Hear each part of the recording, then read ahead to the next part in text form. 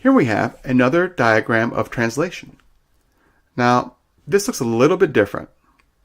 And to be honest, there are quite a large variety of different diagrams for DNA replication, transcription, and translation. And they can be kind of tricky unless you memorize what each of the players looks like. Unless you memorize what DNA looks like, what ribosomes look like, what mRNA and tRNA look like. Let's start here at 24. This is the ribosome.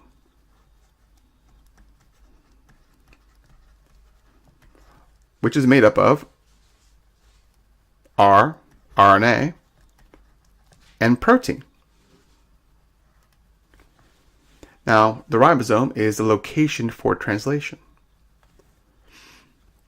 If you see a long string of letters with U's in it, you're automatically looking at an mRNA.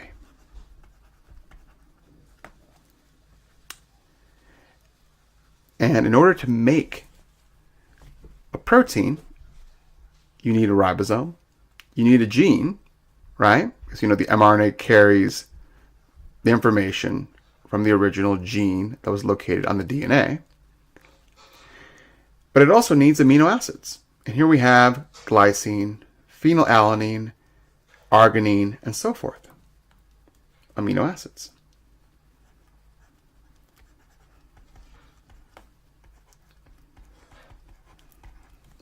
Now, these amino acids are taxied to the ribosome by tRNA.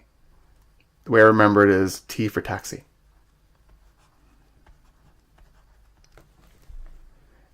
And the tRNAs have their own, if the tRNAs are taxis, then the mRNA codons represents their different parking spots.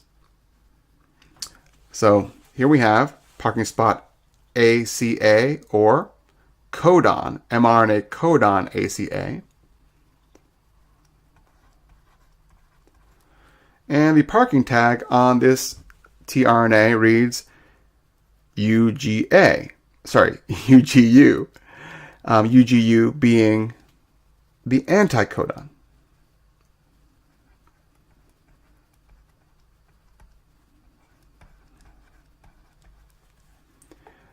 The anticodon has to match the codon through its corresponding bases. A bonding with U, G with C, and A with U. And together, this would be a polypeptide.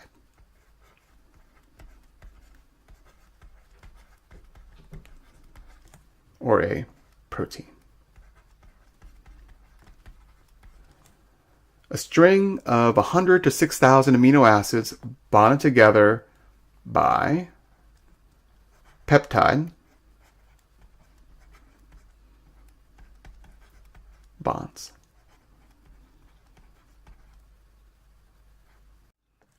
In the last diagram, we were looking at translation. So it was a diagram that was zoomed in out here. This diagram zooms out and shows us both transcription and translation together. Let's start with transcription. Now, how can you recognize this as DNA?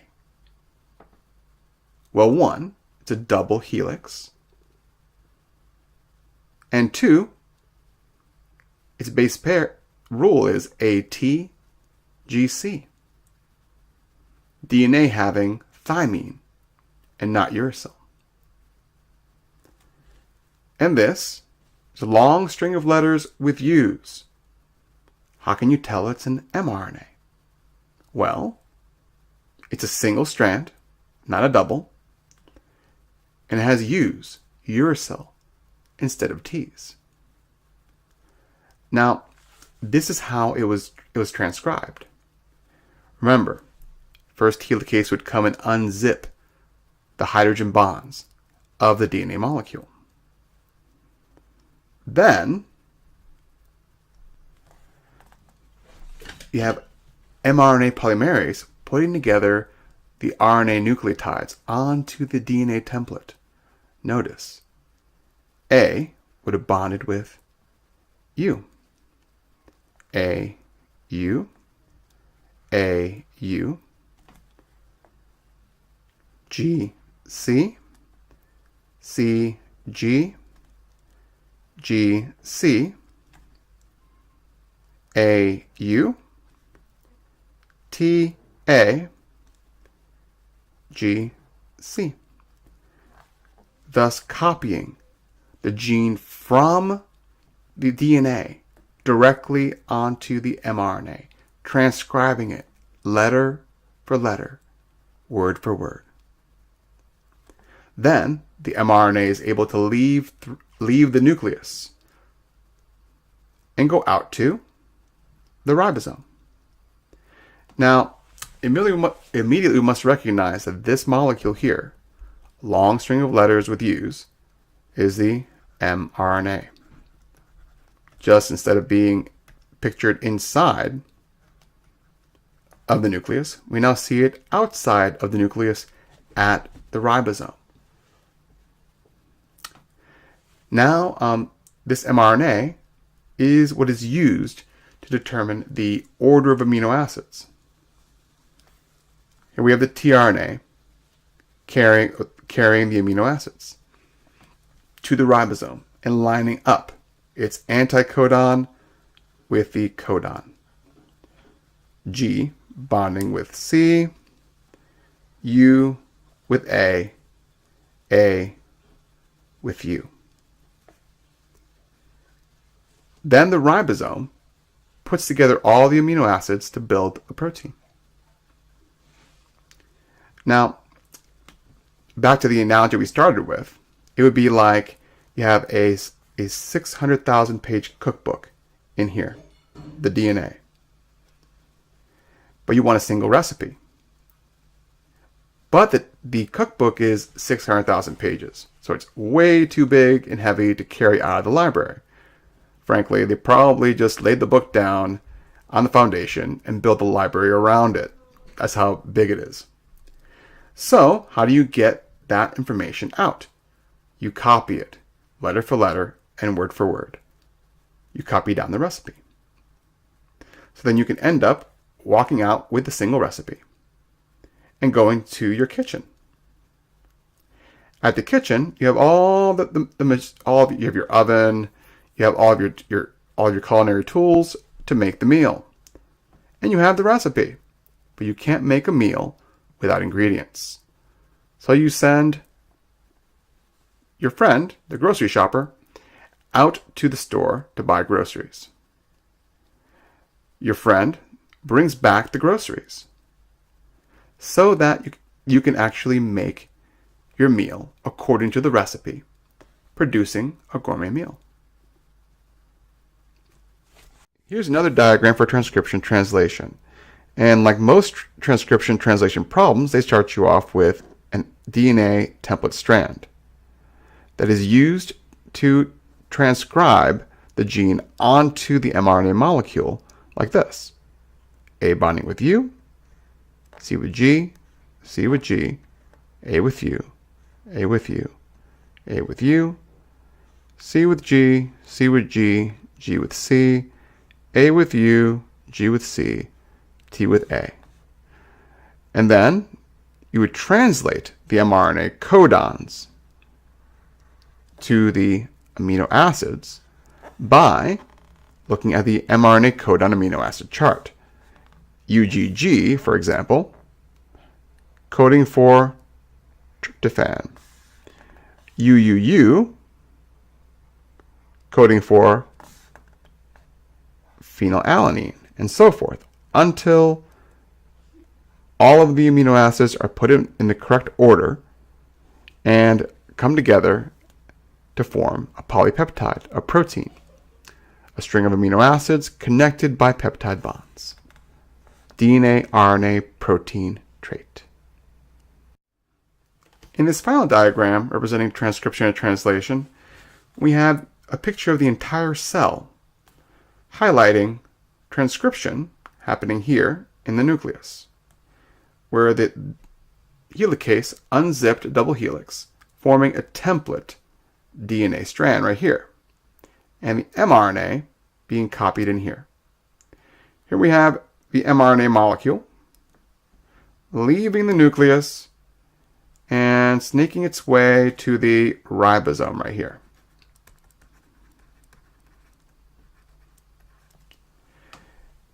And here we have the tRNAs bringing these little dots, the amino acids, to the party.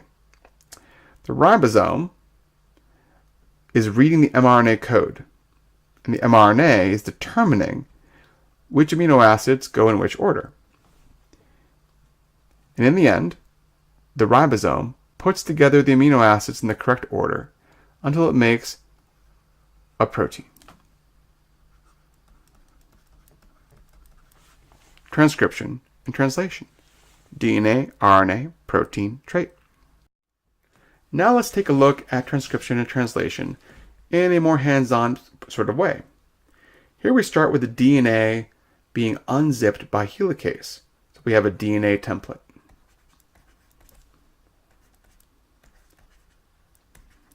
The DNA template represents a single gene that's going to be transcribed right through the process of transcription to the mRNA molecules and then translated into a protein. Here we see it again. DNA, RNA, protein, and the protein obviously results in the traits. Now, to help us cut down on any visual mistakes, we're going to draw little lines to divide the code into 3 letters. So we know every 3 letters codes for a single amino acid. Okay, here we go. Almost done. And there.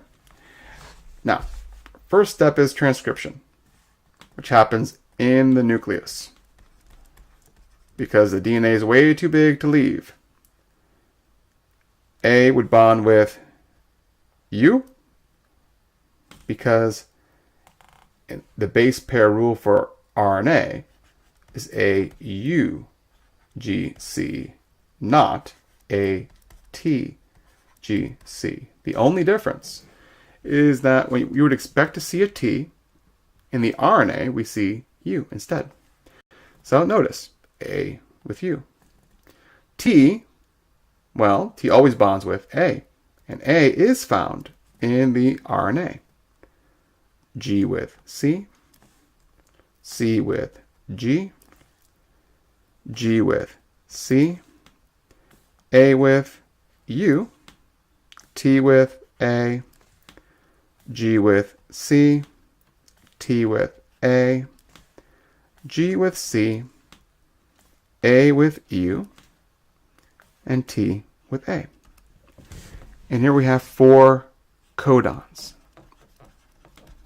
And these are anticodons, which are the 3 letters on the tRNA molecules. And each one of these squares is an amino acid. So, if you were asked to actually find out that the anticodons, it would be pretty easy to do. U would bond with A, using the base pair rule AUGC. A with U, C with G, G with C, C with G, U with A with U, C with G, A with U, C with G, U with A with U. But let me ask you a question.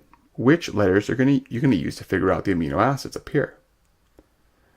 The most common mistake that students make is that they use the letters that are closest to the amino acid, the letters on the tRNA. And they would be wrong, because this is an mRNA codon amino acid chart, not tRNA. So we need to use these letters. Always remember, it is the mRNA that is used to code for the amino acids, not the tRNA. Please keep that in mind. That's a silly mistake that costs people a lot of points. Now, here we have codon number 1, UAC. Let's look it up. U, second letter A, third letter C. We have ourselves triosine. T, Y, R. Then we have GCU. GCU right there. And that's alanine.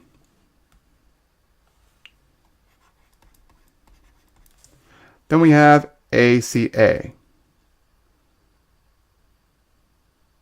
ACA codes for threonine. Then we have CUA. CUA, which codes for leucine. And there you have it. The ribosome would then bond all of these amino acids together with peptide bonds. Here's a common transcription translation problem.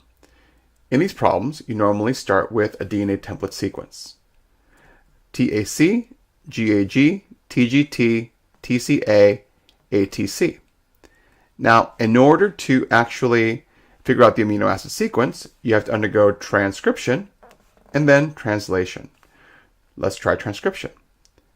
T would bond with A with U, C with G, G with C, A with U, G with C, T with A, G with C, T with A, T with A, C with G, A with U, A with U, T with A, and C with G. And let's break these up into the mRNA codons. There we go. Every 3 letters. Now translation from mRNA to amino acids, mRNA to protein. AUG, we find AUG over here. Notice, here's AUG. AUG is a start codon. That is the 3 letters that starts every single protein. And it also codes for the amino acid methionine. So, M-E-T. The next amino acid is coded for by CUC. So let's find CUC. Here we go. CUC is leucine. So we'll write down leucine. Then ACA. Let's find ACA. Right here. ACA 309. THR. There we go. Then AGU. AGU is over here. And that codes for serine. So, SER. Then, UAG. UAG is up here, and that is the stop codon. That, along with a UAA and UAG, tell the ribosome to stop making the protein. So, stop. Now, the ribosome would then bond together these amino acids in the correct order with peptide bonds, forming a polypeptide or a protein.